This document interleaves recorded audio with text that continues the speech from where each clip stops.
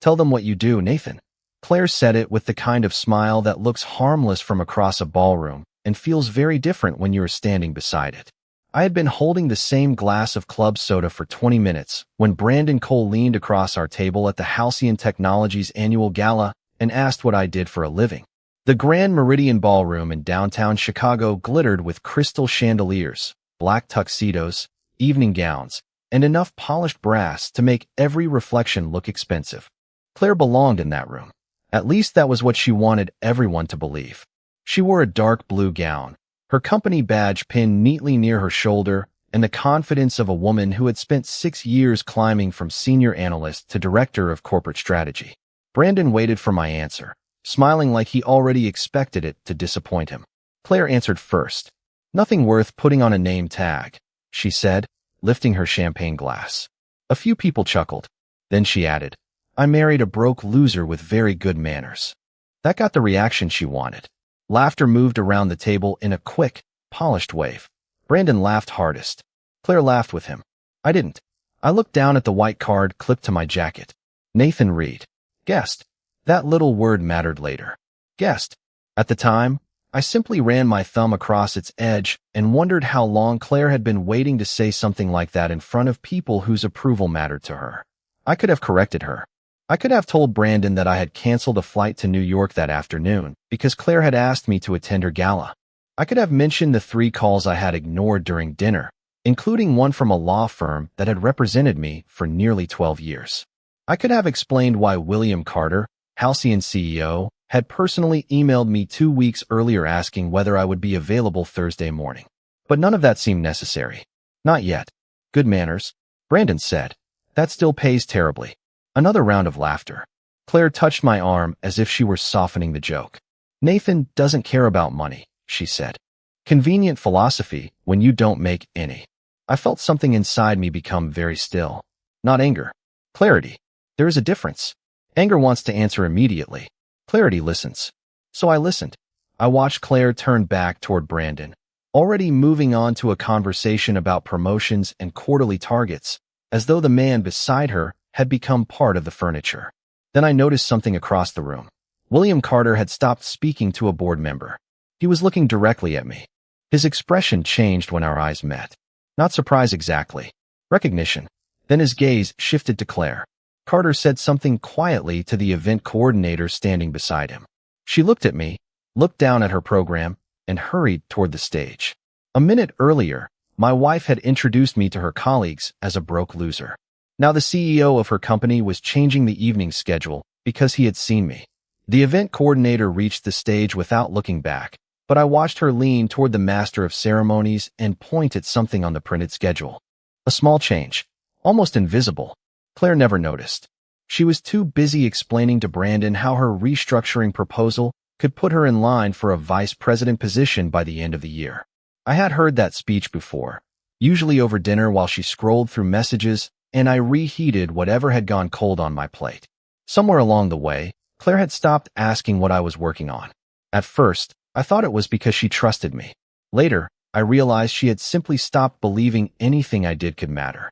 3 years earlier, I had traded a downtown office for a study at home, a tailored suit for jeans, and a black luxury sedan for an 11-year-old Ford pickup that still ran perfectly. Claire saw retreat. I saw freedom. Most mornings, I was awake before 6. Coffee, emails, conference calls with people in New York, Boston, and sometimes London. By 8, Claire would come downstairs dressed for the office, kiss my cheek, glance at the laptop, and say something like, "Must be nice." I never corrected her.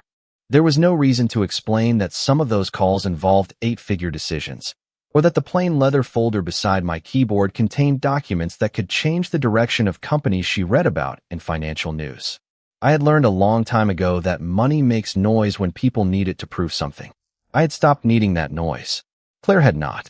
As her career climbed, our conversations changed. She started telling people I was semi-retired. Then she called me a consultant. Then she stopped giving me any description at all. At one dinner 6 months earlier, someone asked what I did, and Claire said, "Nathan mostly keeps himself busy." Everyone smiled. So did I.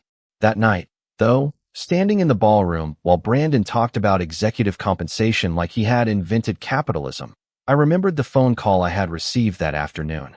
Michael Grant, my attorney, had asked whether I was ready for Thursday. William wants a decision, he had told me. I said I would be there. Claire had walked into the room halfway through that call and asked who William was. Business, I said. She barely looked up from her phone. Your little consulting thing? Something like that. She nodded and forgot the conversation before she reached the kitchen.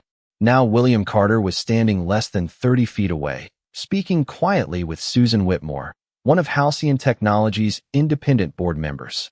Susan glanced toward me. Then she smiled. Not the polite smile people gave a guest. The familiar kind. Claire finally noticed. Why is Susan Whitmore looking over here? She whispered. Brandon turned. Probably checking out the competition, he joked. Claire laughed automatically, but her eyes stayed on Susan. Then William started walking toward our table. The conversations around us softened as people recognized him. Claire straightened in her chair. Brandon adjusted his jacket. I did nothing. William stopped beside me, extended his hand, and said, Nathan, I did not know you were coming tonight. Claire looked at him, then at me. For the first time all evening, she had no joke ready. William held my hand for a second longer than anyone at the table expected, then gave me the same measured smile I had seen in conference rooms years earlier. It has been too long, he said. Claire stared at us as if she had walked into the middle of a conversation everyone understood except her. You two know each other? She asked. William turned toward her. Nathan and I go back quite a while. His answer was simple, but it changed the temperature around the table. Brandon stopped smiling. Claire leaned slightly closer to me. From consulting? She asked. I looked at William before answering. Something like that. William almost laughed, but he caught himself. That made Claire notice even more. She had spent years learning how powerful people behaved, and one rule mattered above all. People at the top did not waste attention. William Carter was giving me his full attention. Are we still good for Thursday morning? He asked. I nodded. That depends on what I hear tonight. The words came out quietly. No performance. No edge. Still, Brandon lowered his glass. Claire blinked. Thursday morning? She said. William glanced between us, and for the first time I saw uncertainty cross his face. He had assumed Claire knew. I could tell immediately.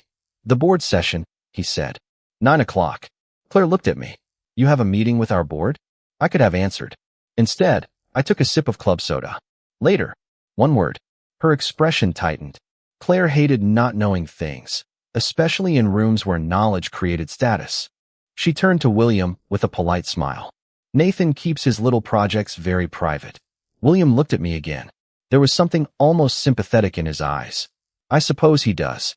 Susan Whitmore approached from behind him and touched his elbow. William, they need you near the stage. Then she saw me. Nathan Reed. Finally, she offered her hand. I was beginning to think you planned to avoid us forever. Claire went completely still. I stood and shook Susan's hand. I have been enjoying the quiet. You earned it, she said. Brandon cleared his throat. Nathan, what exactly did you do before retirement? There it was. The question Claire had stopped asking years ago. I looked at him, then at my wife.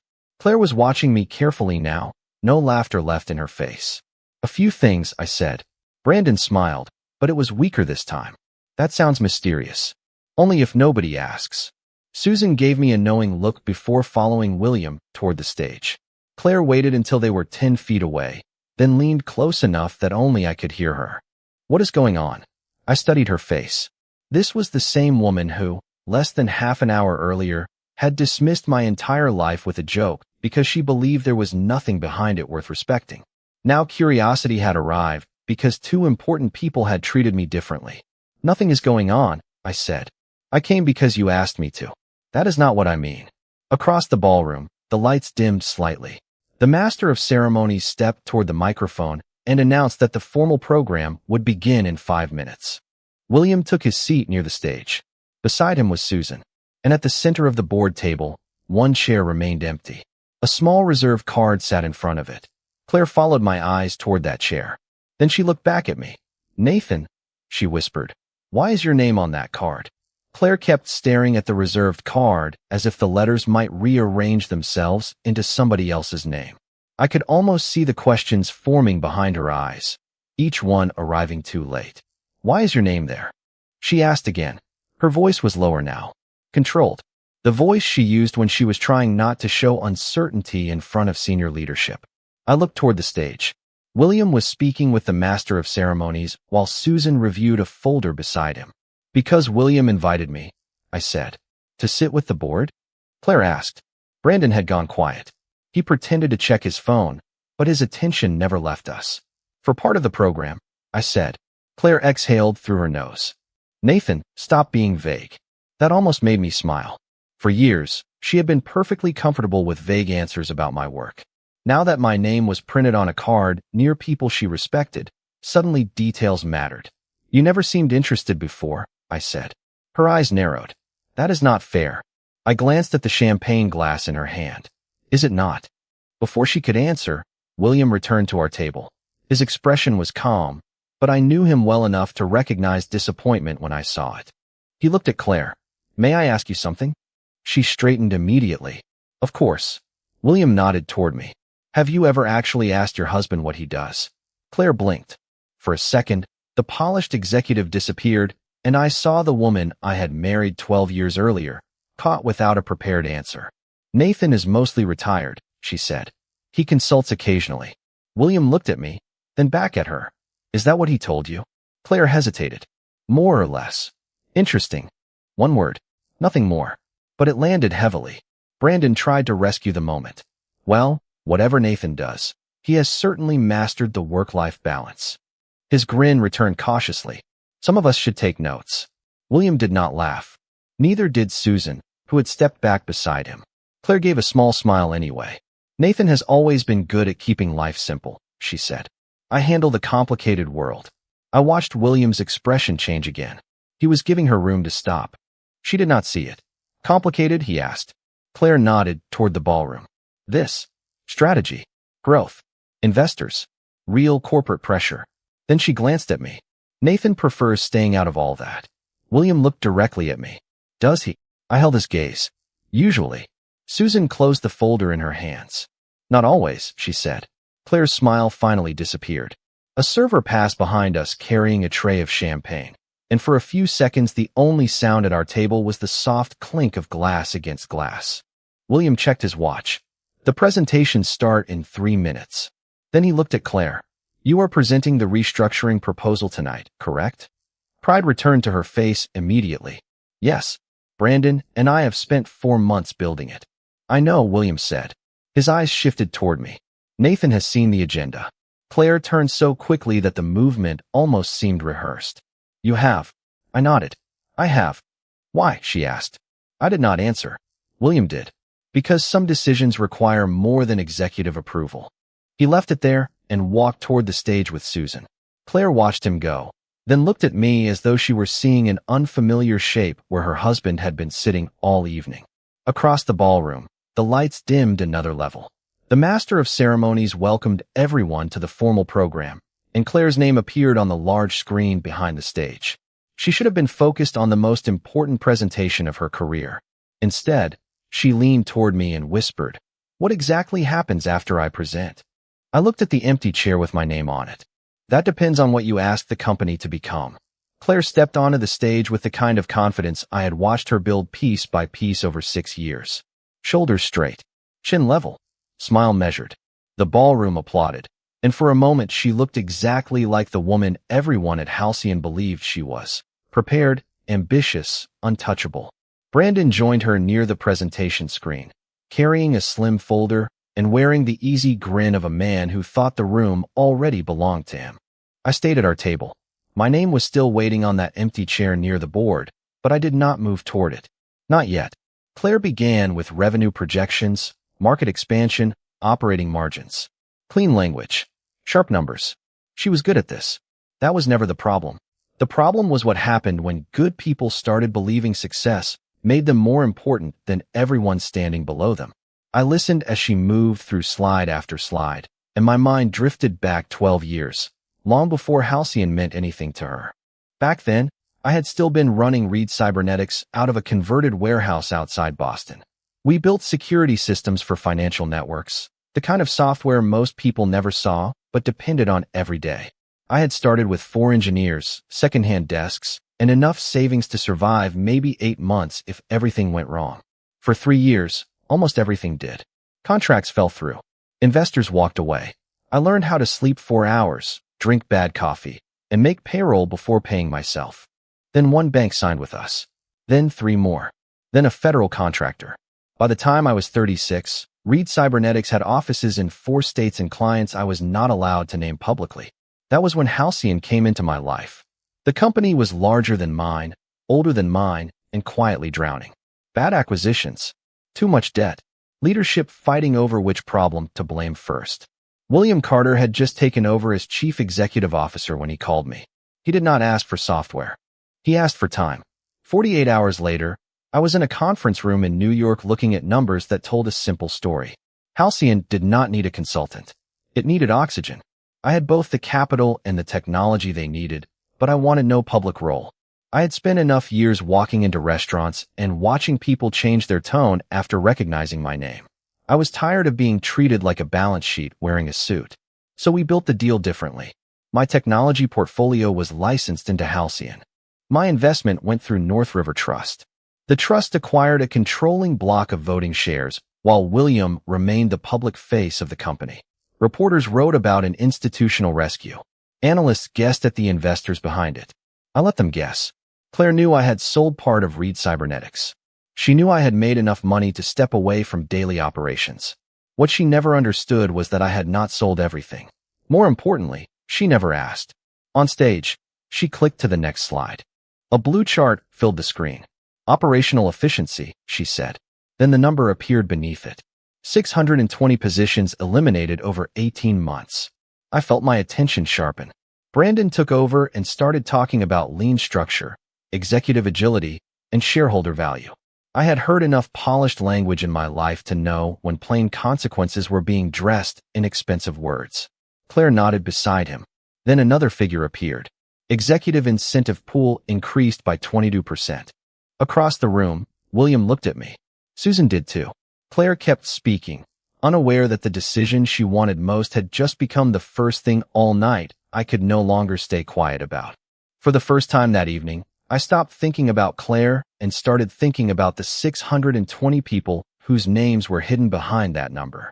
Engineers, analysts, support staff, people with mortgages, car payments, college tuition, parents they helped care for. Brandon called it efficiency. The slide called it optimization.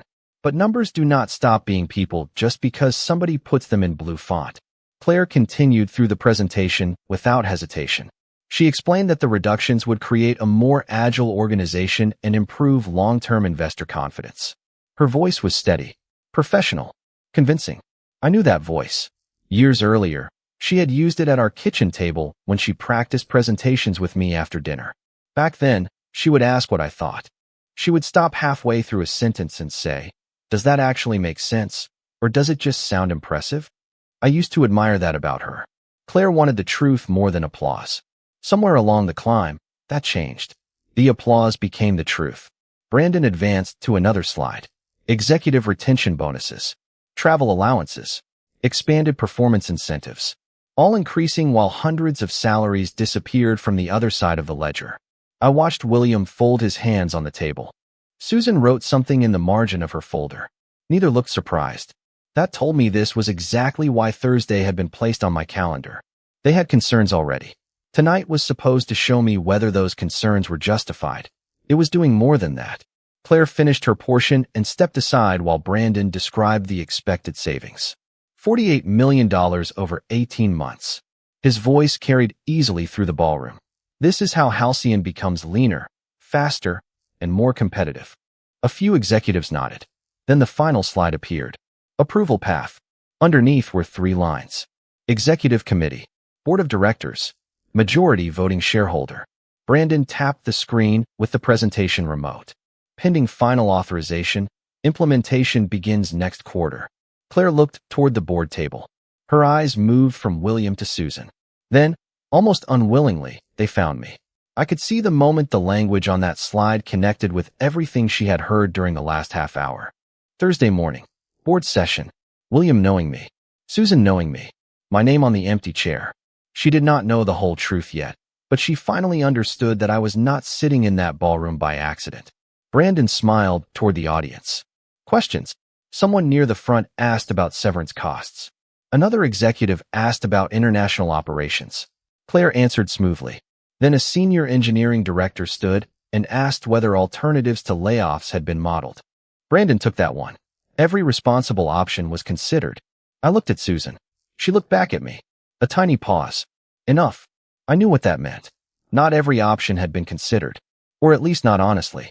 Claire returned to the microphone for her closing remarks. Leadership sometimes requires difficult choices, she said. You cannot build the future if you are afraid to let go of what no longer serves it. The room applauded. I did not. Claire stepped away from the microphone and walked back toward our table with Brandon. He was glowing. That, he said as he sat down, is how you make a case. Claire smiled at me, but there was tension behind it now. See, she said quietly. This is what actual work looks like. I held her gaze. I saw. Her smile weakened. Before she could say anything else, William Carter stood. He walked to the center of the stage and waited until the room settled. Before the board discusses the proposal, he said, there is one person in this room whose response matters more than mine. Brandon leaned forward. Claire stopped breathing for a second. William stepped down from the stage, microphone in hand, and started walking directly toward me. William moved through the ballroom slowly, not because he was uncertain, but because everyone in his path understood they were supposed to make room. Conversations died one table at a time. Brandon watched him approach, then glanced at me as if he were trying to solve a problem he had ignored all evening. Claire did not move. Her hands rested together on the table, perfectly still, but I knew her well enough to see the tension in her fingers. 10 feet away. 8. 6. William stopped beside our table, microphone lowered at his side. Nathan, he said, before we continue, I would like your thoughts. Brandon gave a short laugh, trying to make the moment ordinary. On the restructuring plan? William looked at him. Yes. Brandon leaned back. No offense, Nathan, but this is a fairly specialized corporate matter. There it was again. The assumption. The same one that had been floating around the table all night. Only now it sounded weaker because William Carter was standing beside me waiting for an answer. I did not respond to Brandon. Claire did. William, Nathan does not work inside Halcyon. I am not sure he has enough context. Her words were careful, almost protective, but not of me. She was protecting the presentation. For months of work. Her promotion. Her place in that room. William studied her for a moment. He has enough context. Claire looked at me. Since when? I could have ended the mystery right there. I did not. I wanted to know whether she would stop and ask a different question. Not what I owned. Not why William knew me. Something simpler. Who are you, Nathan? What have I missed? Instead, she turned back to William. With respect, this proposal went through senior strategy, finance, and executive review. I know, William said. Brandon nodded quickly. Exactly. We have modeled every significant scenario. Susan spoke from the board table. Not every scenario. Brandon's expression tightened. Susan, we covered the alternatives in the appendix. I read the appendix. That ended his argument. William lifted the microphone slightly, but before he could hand it to me, Brandon tried once more. Look, if Nathan has some outside consulting experience, I am sure his perspective is interesting. But we are talking about a $48 million operational decision. I finally looked at him. That is what concerns me. He frowned. The savings. The word decision. The room was quiet enough that I no longer needed the microphone. Claire leaned toward me. Nathan, please do not turn this into something personal. That sentence stayed with me. After everything she had said at dinner, after the laughter, after dismissing years of my life because she thought they were smaller than hers, she was afraid I might make things personal. I kept my voice low. I have not said one personal thing all night. Her eyes shifted away. Brandon gave a nervous smile. Then we agree this should stay about business. Completely. William looked at me, waiting. I looked toward the presentation screen, where the final approval path still glowed behind the stage. Executive Committee. Board of Directors. Majority voting shareholder. 3 lines. 1 decision. Then Claire said something so quietly I almost missed it. You are enjoying this. I turned toward her. No. And I meant it. There was nothing enjoyable about realizing your wife respected you more after seeing other powerful people respect you first. William extended the microphone. This time, nobody interrupted. I stood. Claire looked up at me, confusion giving way to something colder. Recognition without understanding. William placed the microphone in my hand and said, "I think it is time they hear from the person whose approval this proposal actually requires." I stood with the microphone in my hand and looked across a room that had treated me like background noise less than an hour earlier. The strange thing was, I did not feel taller. I did not feel richer. I did not feel vindicated. I felt tired. Tired of watching people confuse titles with value. Tired of watching Claire become someone who measured respect by proximity to power. The ballroom had gone completely quiet. Even the servers had slowed near the walls. Brandon sat frozen beside my empty chair, his confidence draining 1 second at a time. Claire looked up at me, searching my face for some clue that would put the world back in the order she understood. I turned toward the stage. "I was not planning to speak tonight," I said. My voice sounded different through the ballroom speakers. Calm. Clear. "I came because my wife asked me to support her." Claire lowered her eyes for half a second. I continued, "And I meant to do exactly that." I looked toward the final slide still glowing behind William. 620 positions. $48 million in projected savings. 22% more for executive incentives. "I have spent most of my adult life building companies," I said. A soft murmur moved through the room. Claire looked at me again. Some grew. Some struggled. A few taught me expensive lessons. But one lesson stayed the same. When a spreadsheet starts making people look like disposable numbers, leadership has already stopped asking the hardest question. Brandon shifted in his chair. "What happens to the people who carry the cost?" Nobody answered. I did not expect them to. 620 employees are not an efficiency line. They are engineers who stayed late during product failures. They are analysts who caught mistakes before customers ever saw them. They are support teams answering calls when executives are already home. I glanced toward Susan. She gave the smallest nod. If those jobs truly have to disappear for this company to survive, then leadership should be able to prove it with numbers strong enough to survive scrutiny. I turned slightly toward Brandon. Not language. Numbers. His face tightened. Claire remained silent. I could tell she was listening differently now. Not as my wife. As an executive realizing the man she had dismissed understood every line of her proposal. "I reviewed the summary materials this afternoon," I said. Claire inhaled sharply. "The assumptions behind the projected savings are aggressive. The severance model is incomplete. The productivity loss estimate is unusually low. And the executive incentive increase is being treated as unrelated to the labor reduction, even though both hit the same operating period." Brandon finally spoke. "Those are preliminary projections." His voice carried without a microphone because the room was so quiet. I looked at him. "Then they should not be presented as justification for permanent decisions." William did not intervene. That mattered. Claire looked toward him, perhaps expecting him to pull the evening back under control. He simply folded his hands. I continued. "There is another problem." The room seemed to tighten around those words. "The proposal says every responsible alternative was considered." I looked at Susan. "That is not accurate." Brandon stood halfway from his chair. "Nathan, with respect, you cannot know that from a summary package." Susan answered before I could. "He did not receive a summary package." Brandon slowly sat back down. Claire stared at her, then at me. "What did you receive?" she asked. I held her gaze. "The full board packet." Her face went still. I let the silence sit for a moment before turning toward the final line on the screen. "Majority voting shareholder." "There is a reason I received it," I said. "And there is a reason William handed me this microphone before the board votes tonight." I turned toward the screen and pointed to the final line. "Majority voting shareholder." Nobody moved. "That is me." The words were simple, but the silence afterward felt heavier than anything I could have added. Claire stared at me. Brandon looked toward William as if he expected a correction. None came. I continued. 12 years ago, when Halcyon was running out of options, North River Trust provided the capital and technology package that kept this company operating. The trust acquired the controlling block of voting shares as part of that agreement. I paused.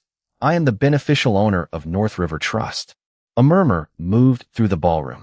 I watched disbelief travel from table to table. Claire did not seem to hear any of it. Her eyes stayed fixed on me. "You own North River?" she asked. Her voice barely carried. "I control its voting interest." Brandon stood slowly. "That cannot be right. North River is an institutional investment entity. It is structured like one, Susan said from the board table. The ownership has never been public. Brandon looked at William. You knew? William nodded. From the beginning. That answer seemed to take the last of Brandon's confidence with it. I looked back at the final slide. Executive Committee. Board of Directors. Majority voting shareholder. Your proposal cleared the first step. It has not cleared the last. Claire rose from her chair. Nathan, we should discuss this privately. I looked at her. The marriage, yes. The proposal, no. Her face tightened. I lifted the microphone again. This decision affects 620 employees. It deserves the same daylight the presentation received. Then I turned toward the audience. I am not rejecting this plan because of anything said at my table tonight. I saw Claire lower her eyes. If the numbers supported the decision, I would approve it even if every person in this room disliked me. That is what responsibility requires. I pointed toward the executive incentive line. But I will not approve a plan that removes hundreds of jobs while increasing leadership rewards without proving that every reasonable alternative has been exhausted. Brandon shook his head. You are making a judgment before the board has finished its review. No, I said. I am making the judgment this proposal asks me to make. He opened his mouth, then stopped. I could see Susan watching him carefully. William remained still. I looked at Claire again. You said leadership requires difficult choices. I agree. Her expression changed slightly. For the first time that night, there was no status between us. No title. No audience. Just the truth. Sometimes the difficult choice is telling ambitious people no. I turned back toward William. My vote is no. The room stayed quiet. No applause. I was grateful for that. This was not a victory. 620 people had almost become an accounting adjustment because too many executives wanted the numbers to work. I handed the microphone toward William, but he did not take it immediately. There is one more thing they should know, he said. I looked at him. He stepped closer and spoke directly into the microphone still in my hand. The empty seat at the board table has belonged to Nathan for 12 years. Then he looked across the ballroom. Welcome back, Chairman Reed. The word chairman moved through the ballroom more quietly than applause ever could. People looked at me, then at the empty chair, then back at Claire. I could feel the room rearranging its opinion of me in real time. 10 minutes earlier, I had been a guest with no title worth mentioning. Now people who had barely looked in my direction were sitting straighter. That bothered me more than the laughter had. Respect should not arrive only after someone discovers what you can do for them. William finally took the microphone from my hand, but before I stepped away, I asked for it back. One last thing, I said. He handed it to me without hesitation. I looked across the ballroom, not at Brandon, not at Claire, but at the employees sitting farther from the stage. The engineers, the managers, the people whose jobs had just appeared on a slide as a cost to remove. A company shows its character by how it treats people who have no power in the room, I said. Nobody moved. That applies to leadership. It applies to boards. It applies to all of us. My eyes found Claire. She understood immediately. I did not need to mention dinner. I did not need to repeat what she had called me. The sentence reached her anyway. Her face changed, not dramatically, just enough for me to recognize the moment she heard the second meaning. If respect depends on a title, then it was never respect, I continued. If dignity depends on salary, then we have misunderstood what leadership is supposed to protect. I gave the microphone back to William. This time I was finished. The applause started slowly. I did not wait for it. I walked toward the board table, picked up the reserved card with my name on it, and slipped it into my jacket pocket. Claire watched me from across the room. Brandon had stopped talking entirely. The program continued, but the energy had changed. Conversations became quieter. Executives who had laughed earlier avoided my eyes. I did not enjoy that either. Shame is not the same thing as understanding. 20 minutes later, I stepped into the marble hallway outside the ballroom for some air. The noise softened behind the closed doors. Chicago lights stretched across the windows, reflected against the dark glass. I had barely reached the end of the corridor when I heard Claire behind me. Nathan. I stopped. She approached slowly, no champagne glass now, no executive smile. Was our entire marriage some kind of test? She asked. I turned toward her. No. Then why did you hide this from me? Her voice shook slightly, more from confusion than anger. I did not hide that I had money. You knew I sold part of Reed Cybernetics. You knew I invested. You knew I still took business calls. You never told me you controlled Halcyon. You never asked what I still owned. She looked away. That is not the same thing. No, I said. It is not. Silence settled between us. Then she asked the question I had expected from the moment William handed me that microphone. Were you waiting to see how I would treat you? I looked at the woman I had loved for 12 years and answered as carefully as I could. Claire, I was not testing you. I was trusting you. Her eyes lifted to mine. There is a difference. She said nothing. I continued. You knew enough about me to know I was not helpless. But over time, you decided the version of me you could not measure was worth less than the version of you everyone could see. Her face tightened. I made a stupid joke. No. My voice stayed calm. The joke was not the problem. She waited. The problem was that you believed it. Claire stood in the hallway without answering, and for the first time that night, I saw something stronger than embarrassment on her face. Recognition. Not of my money. Not of my position. Of herself. You really think I believed you were a loser? She asked. I think you became comfortable treating me like one. She looked toward the ballroom doors, where the muffled sound of conversation continued without us. I was under pressure tonight. Pressure explains mistakes, I said. It does not create beliefs that were never there. Her eyes lowered. I remembered our kitchen 2 years earlier, when I told her I had turned down a project because I wanted more time at home. She had smiled and said, "Must be nice not to need a real career anymore." I remembered a Christmas dinner when her brother asked what I was working on, and Claire answered for me. Mostly hobbies. I remembered every small moment I had dismissed, because marriage teaches you to forgive rough edges before you realize those edges have become the shape of the relationship. You told me not to embarrass you tonight, I said. Claire looked up. I was nervous. You were not embarrassed by me, Claire. You were embarrassed by the version of me you invented. She closed her eyes briefly. The words landed quietly. That was enough. I did not need them to hurt. I needed them to be understood. What happens now? She asked. I looked through the window at the city below us.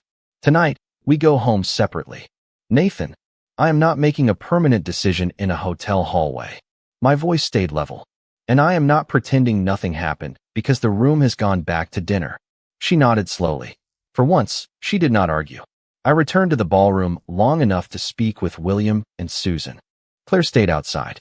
Brandon had disappeared from our table and was standing near the bar with 2 finance executives, talking too quickly. William handed me a folder. Thursday still stands, he said. No, I replied. Move it to tomorrow morning. Susan studied me. You saw something. Several things. I tapped the folder. I want the original workforce models, every alternative scenario, the assumptions behind the severance estimates, and the approval trail for the incentive pool. William nodded. Independent review? Completely independent. I looked toward the ballroom. No reporting through Brandon. No reporting through Claire. Nobody involved in building the proposal gets to grade their own work. Susan closed her notebook. I will call outside counsel tonight. I thought of Michael Grant. Michael will coordinate with them. William hesitated. What about Claire? That question mattered more than he knew. I looked at my wife through the glass doors. She was alone now, standing beside the same table where she had laughed less than 2 hours earlier. Claire gets treated exactly like everyone else, I said. No protection because she is my wife. No punishment because she embarrassed me. William gave a slow nod. Evidence only. Evidence only. At 11:15 that night, I left the Grand Meridian through the Michigan Avenue entrance and climbed into my old Ford. My phone buzzed before I had even started the engine. Michael Grant. I answered. I heard the board meeting moved up. 8 tomorrow morning. He was quiet for a moment. How bad is it? I looked back at the hotel glowing behind me. I do not know yet. Then I thought about 620 jobs, a 22% bonus increase, and a proposal that claimed every alternative had been considered. But by tomorrow, I intend to find out. By 8 the next morning, the boardroom on the 32nd floor of Halcyon headquarters felt nothing like the ballroom from the night before. No chandeliers. No champagne. Just coffee, legal pads, gray morning light over Chicago, and numbers that no longer had music behind them. Michael Grant sat to my right with outside counsel beside him. Susan Whitmore had already reviewed the first set of documents. William stood near the windows, reading an email on his phone. Claire arrived at 8:12. Brandon arrived 3 minutes later. Neither sat beside the other. That told me something before anyone spoke. I opened the meeting with one rule. Nobody is here to defend a reputation. We are here to establish facts. Michael began with the workforce model. Within 20 minutes, the first problem appeared. The proposal claimed that 620 layoffs were necessary to reach the savings target. They were not. An earlier model had shown that fewer than 300 positions needed review if Halcyon delayed 2 expansion projects, reduced outside consulting costs, and froze executive bonuses for 1 year. That model had been removed from the final packet. Susan looked at Brandon. Who removed it? He shifted in his chair. The assumptions were outdated. Michael slid an email across the table. You called the model financially viable 6 days before it disappeared. Brandon stopped speaking. The second problem was worse. The projected productivity savings had been calculated using staffing levels from a quarter when 2 major divisions were already operating below normal headcount. In plain English, the proposal counted savings that Halcyon was unlikely to achieve twice. Then came the incentive pool. 22%. Brandon had described it as a retention measure. The internal emails described something different. Senior leadership bonuses were tied to hitting the very cost targets created by the layoffs. William removed his glasses and set them on the table. Nobody needed to explain the conflict. Claire looked pale, but she did not look surprised by every document. That mattered too. What did you know? Susan asked her. Claire took a long breath. I knew there was an earlier workforce model. Did you know it required fewer layoffs? Yes. The room became very still. I kept my voice calm. Why was it removed? She looked at Brandon, then back at me. He said the board wanted a cleaner plan. Faster savings. Stronger margins. Brandon interrupted. Claire approved the final strategy. I did, she said. No excuse. No attempt to hide. I wanted the promotion. I wanted the plan to look decisive. I stopped asking questions I should have asked. That answer hurt more than denial would have, because it sounded like the Claire I remembered. Honest, finally, when honesty cost something. The review continued for 6 hours. By the end, the board had enough evidence to terminate Brandon for manipulating internal analysis and failing to disclose material alternatives. Claire was removed from consideration for vice president and reassigned from strategic planning, pending further performance review. I did not vote on either personnel decision. I recused myself. When William asked why, I gave him the only answer that made sense. Because one of them is my wife, and I will not let personal humiliation become corporate punishment. Claire heard me. She said nothing. 280 positions were eventually placed under review instead of 620, and most of those reductions were later handled through attrition, voluntary departures, and unfilled vacancies. No celebration followed. Good governance rarely feels dramatic when it is done correctly. That evening, Claire found me alone in the boardroom after everyone had left.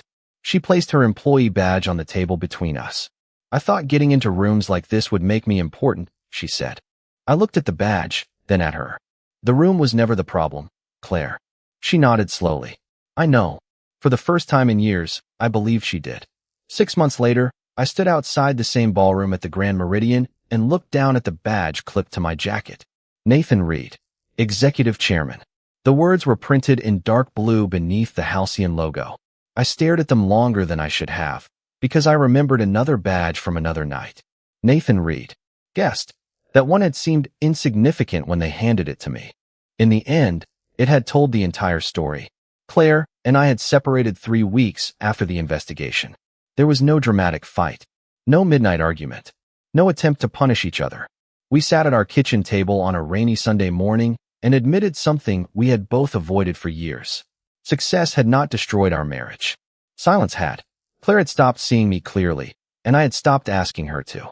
She moved into an apartment near Lincoln Park and stayed at Halcyon in a smaller strategic role. For the first few months, people treated her carefully because everyone knew who her husband was. She hated that. I understood why. Eventually, she asked William to evaluate her exactly as he would anyone else. No favors. No protection. Slowly, she started rebuilding something more important than her title. Judgment.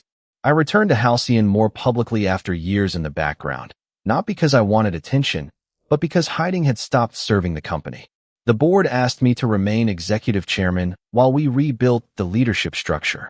We reduced outside consulting expenses, froze senior bonuses for a year, and created a review process requiring employee impact analysis before major workforce reductions. None of it made headlines. That was fine with me. Real repair rarely does. That evening, Halcyon was holding a leadership forum in the same ballroom where everything had changed. When I entered, people greeted me differently now. Some stood. Some offered their hands. Some suddenly remembered stories they wanted to tell me. I was polite to all of them, but I noticed how easy respect became once the title was visible. Near the stage, I saw Claire speaking with two young analysts. She wore a simple black dress and no executive smile. One of the analysts said something that made her laugh. Then Claire saw me. For a second, neither of us moved. She walked over. "Chairman Reed," she said lightly. I looked down at my badge. Apparently, her eyes followed mine. "You still hate those things." "More than ever." She smiled, and there was no performance in it. "You look well, Nathan." "So do you." We stood there for a moment with nothing left to prove. Then she glanced toward the stage. "They are waiting for you." I removed the badge from my jacket and slipped it into my pocket. Claire noticed. "Why did you do that?" I looked toward the ballroom, at hundreds of people who now knew exactly who I was. "Because if they need this to decide how to treat me, then they missed the point." Claire lowered her eyes and nodded. I walked toward the stage without the badge. 6 months earlier, I had needed a microphone for the room to understand my authority. I did not need one anymore. Power had never changed who I was. It only changed what everyone else was willing to see.